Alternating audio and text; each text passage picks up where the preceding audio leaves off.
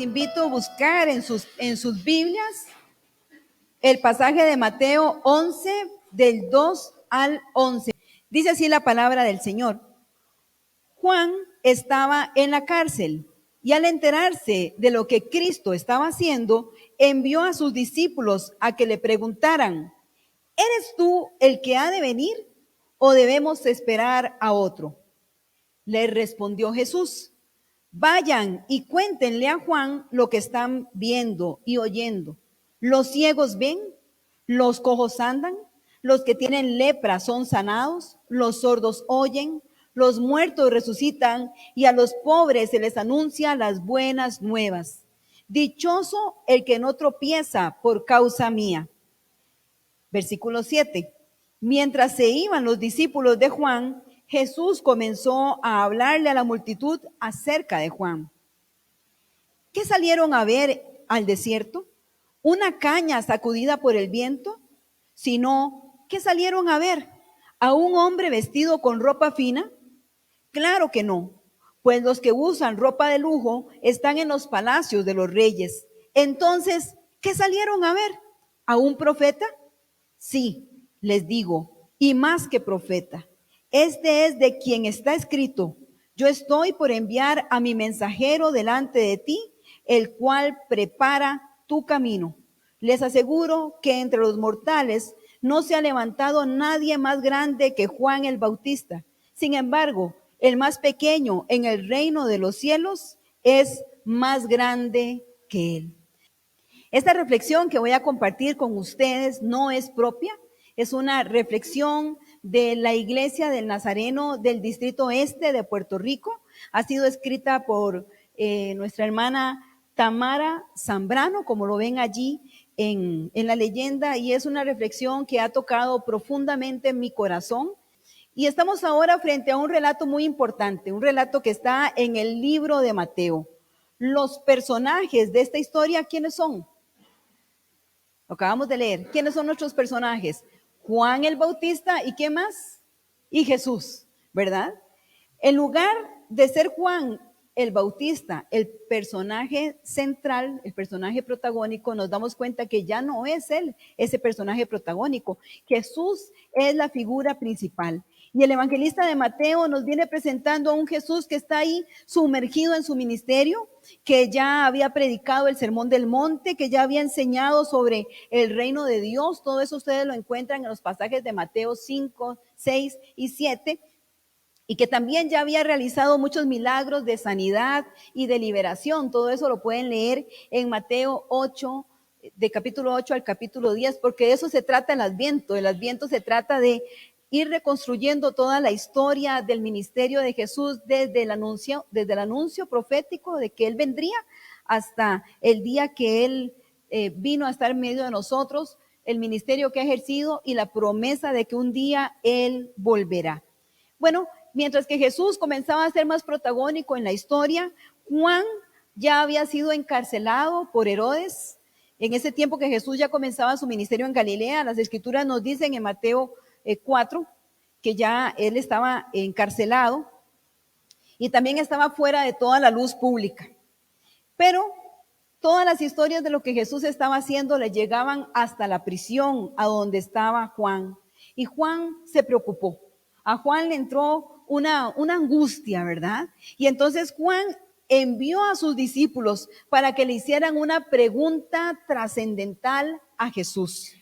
Esa pregunta es: ¿eres tú el Mesías a quien hemos esperado o debemos seguir buscando a otro? Qué pregunta, ¿verdad? Nos podemos imaginar entonces a Juan, que está un poco ansioso, quizás también está nervioso por la manera en la que él mismo había anunciado el ministerio de Jesús y que ese ministerio que él había anunciado no concordaba mucho con la descripción que él estaba escuchando ahora de lo que Jesús estaba haciendo. Porque durante su corto ministerio, Juan había anunciado que Jesús era el Mesías prometido, pero que vendrían ¿cómo? Usando fuego, con rastrillo en mano para separar el trigo de la paja. Y también había dicho que iba a quemar la paja en un fuego interminable. Todo eso ustedes lo pueden leer en el capítulo de Mateo 3. Así que la visión del Mesías que tenía Juan era muy similar a la visión que tenían la mayoría de los judíos.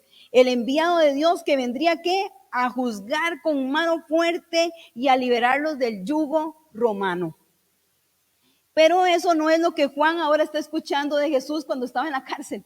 Y entonces estaba un poco preocupado, ¿verdad? Porque a Juan le están llegando rumores de otro tipo de actividad que no era tan propia del rey, que él mismo esperaba que viniera a establecer ¿qué? El control y el dominio aquí y ahora.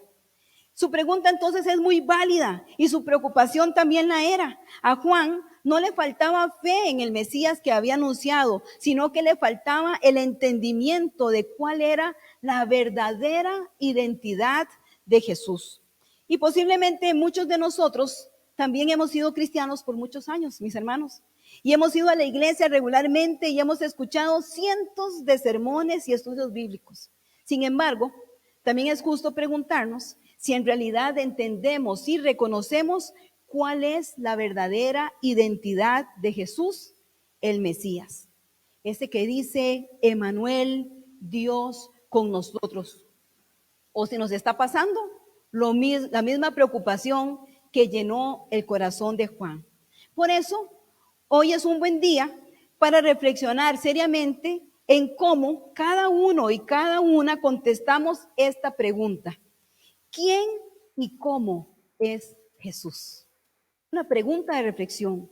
Nuestras expectativas, la manera en que vemos y la manera en cómo tratamos al prójimo, la forma en que reaccionamos ante las situaciones y ante las personas, hablan bien alto de quién es Jesús para nosotros.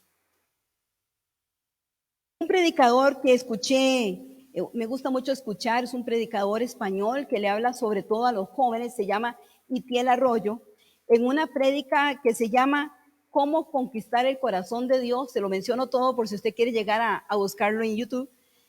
Él comenta acerca de esto mismo que la hermana Tamara está desarrollando en su sermón. Fíjese que él comenta que nosotros nos convertimos en el reflejo del Dios que tenemos aquí en nuestra mente. Y este predicador indica que más importante que quién crees que somos, que quién crees que eres, es quién crees que es Dios. Tal vez es algo que no nos hemos detenido a pensar. Y él sigue desarrollando en su sermón que la imagen que viene a nuestra mente cuando pensamos en el concepto de Dios va a condicionar la vida espiritual más que cualquier otra cosa, porque siempre nos vamos a convertir en el reflejo del Dios que tenemos en nuestra mente.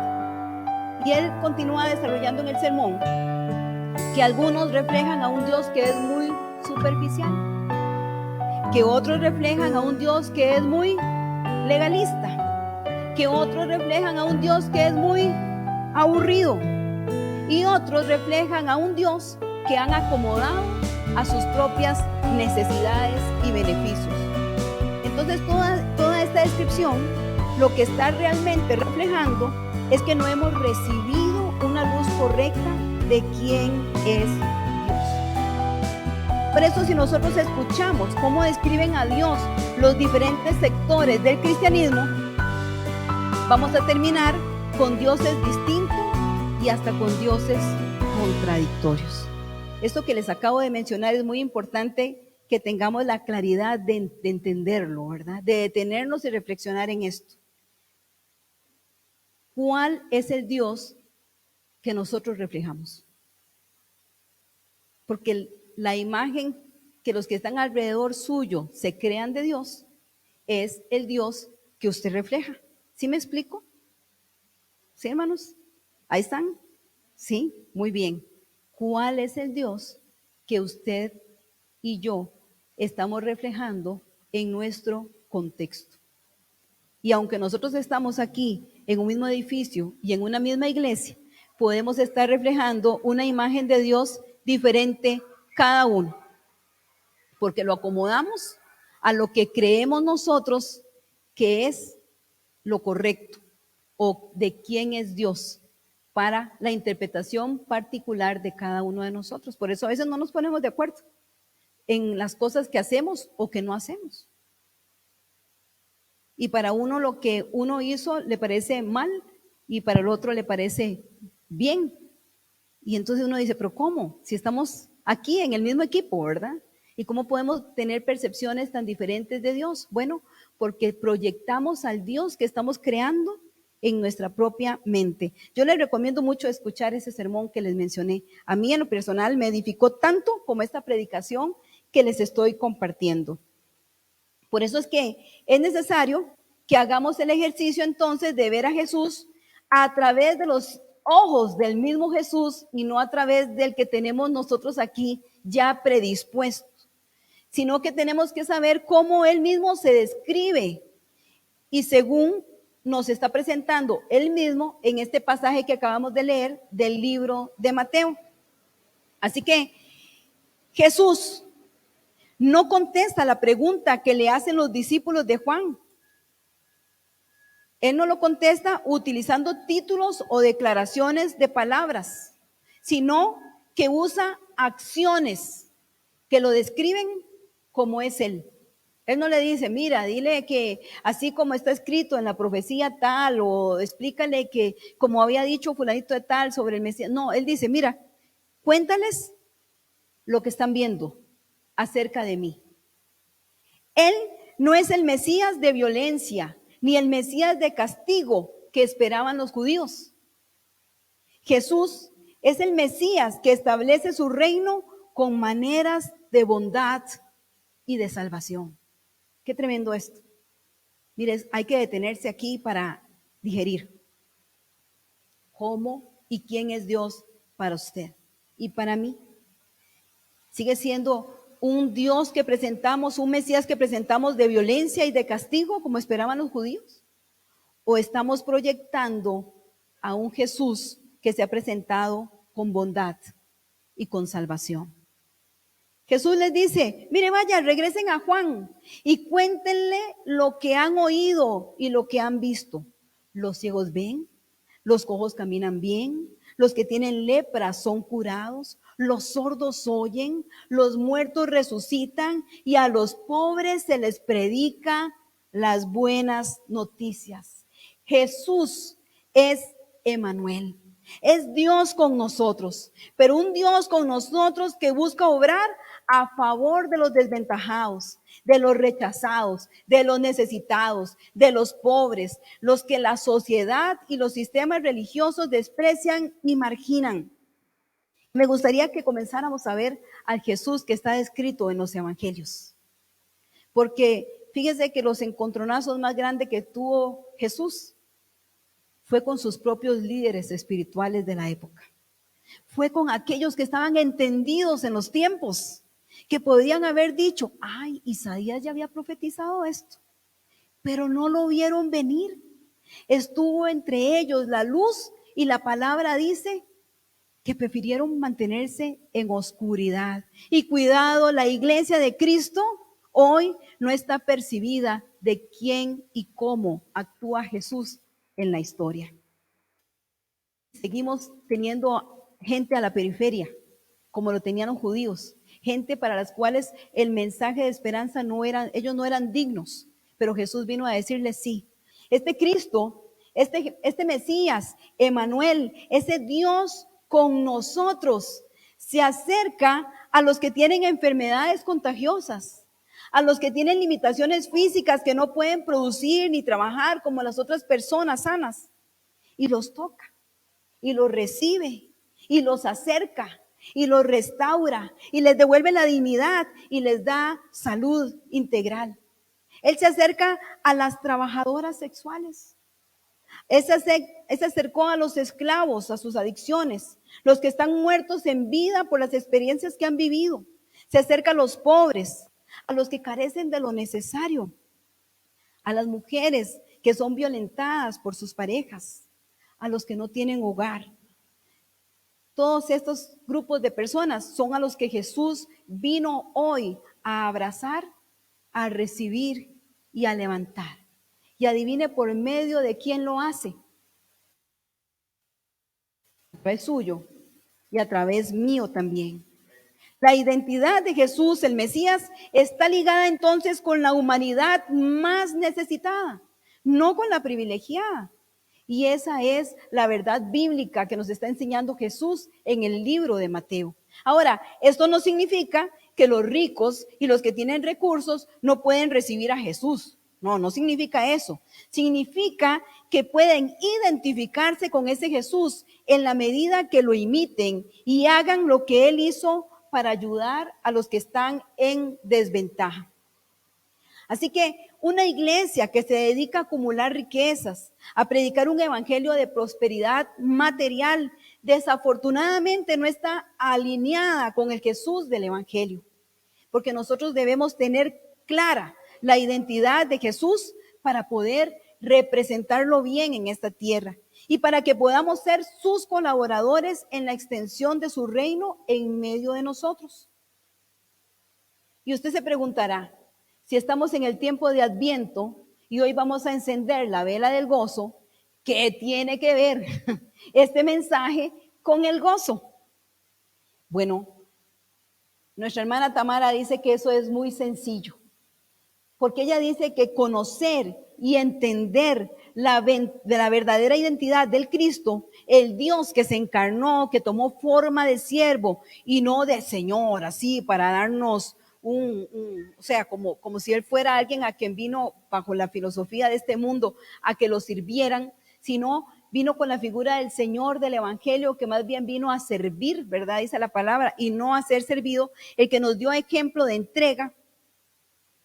Cuando nosotros entendemos que debemos imitarlo a Él y que el rol de la iglesia es servir, sanar, recibir, abrazar, amar, restaurar, tal como Jesús lo hizo, entonces esas acciones van a llenar el corazón, van a hacer que nuestro corazón se sienta pleno y entonces va a producir en nosotros una genuina alegría de vivir, un genuino gozo de poder estar en esta tierra representando a Jesús, haciendo lo que Él hizo, manifestando con nuestras acciones concretas a un Dios que bendice, restaura, ama, abraza, sana, tal como recibimos el ejemplo de Jesús.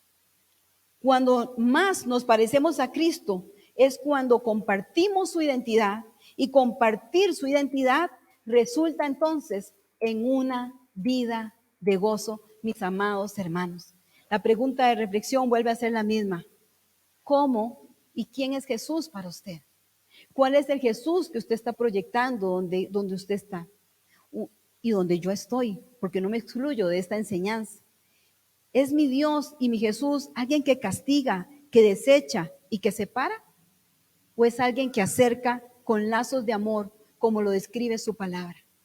¿Cuántas personas en condiciones de desventaja social hay a su alrededor? ¿Y cómo usted se vuelve las manos de Jesús en ese contexto? ¿Cuántas personas que viven y piensan diferente a como usted y yo lo hacemos están a nuestro alrededor y nosotros desechamos y condenamos? Cuando lo que Jesús espera es que usted y yo seamos puentes de amor y de misericordia, que podamos mostrarnos que en esta tierra no hay justo ni aún uno. No nos creamos más, mis amados hermanos, porque ser cristiano no nos pone en un escalón superior que el resto de la humanidad, porque por todos murió Cristo. Por todos murió Cristo. Y más bien nosotros tenemos que recordar que si se quiere, Jesús nos puso en un escalón por debajo de los demás para poder servirles con amor y para poder mostrar la misericordia que tantas personas sin valores, a veces porque no los aprendieron en su hogar o los perdieron en el camino, están necesitando que alguien venga no con juicio, sino con un abrazo. ¿Cuántas personas están alrededor nuestro viviendo un estilo de vida completamente diferente y nosotros nos horrorizamos y le cerramos la puerta en lugar de hacer de nuestra mesa un lugar de reconciliación? Esa misma actitud de un padre amoroso con su hijo que le dice, no me importa si me trajiste un 50 en el examen, no me importa, sigue siendo mi hijo. Ah, gloria a Dios, dice Aarón, gloria a Dios. Sigue siendo mi hijo amado, porque usted no agarra a su hijo y lo saca fuera de la casa. No, usted le da oportunidad. Y así es Dios, nuestro Padre. Él es un Dios de oportunidades, de múltiples oportunidades. ¿Cuál es el Dios que está en su mente? ¿Un Dios que desecha? ¿Un Dios que separa?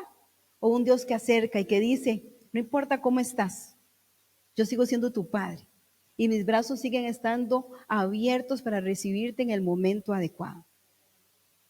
Cuando nosotros entendemos el carácter y la esencia de Jesús, entonces nuestra vida se llena de gozo. Yo voy a pedirle a Juan Carlos y a Perla que me hagan un favor, que se acerquen por aquí detrás y me ayuden. Y les voy a pedir el favor que encendamos las 2 velas anteriores. ¿Las podemos encender? Las moradas. Las vamos a encender. Son muy modernas estas velas, ¿verdad? ¿Cuándo se queman? Nosotros hoy vamos a continuar este viaje de anticipación de este momento en la historia de la humanidad, cuando Dios tomó la forma de un ser humano. Y hemos escuchado este mensaje claro de Jesús, diciéndonos cuál es su verdadera identidad. No es el justiciero que esperaba Juan, es el aliado de los rechazados y de los marginados, de los abusados y de los necesitados. Así que nosotros hoy, al encender la vela rosada, que es la vela del gozo, reconocemos en Jesús el Mesías que restaura, el Mesías que sana, que le da razón de vivir a los que han perdido la esperanza, que es el Mesías que trae buenas noticias para el pobre. Y en la medida que usted y yo, como el pueblo de Dios, nos identifiquemos y abracemos esa identidad de Jesús y la imitemos, experimentaremos ese gozo que llega e inunda nuestra vida cuando servimos. Hoy reflexionamos que se puede vivir una vida de genuino gozo cuando imitamos la naturaleza de Jesús, la que redime, la que restaura, la que toca. Y hemos encendido esta tercera vela de Adviento, que es la vela de los pastores y que simboliza el gozo. Y al ver estas 3 velas encendidas, nos damos cuenta de que la luz de Dios sigue cada vez más en aumento y las tinieblas entonces se disipan.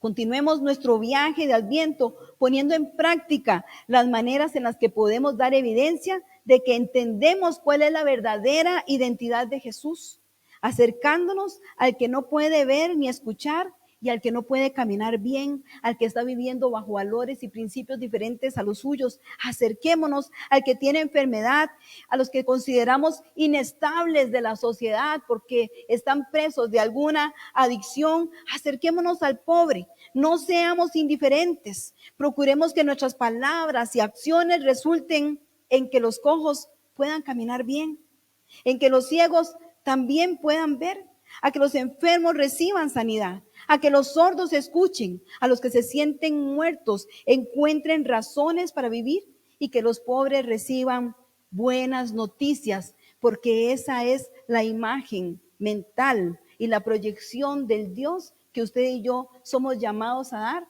a través de lo que dice la palabra de Dios. Un Dios que restaura, que acerca y que nos da 1000 oportunidades.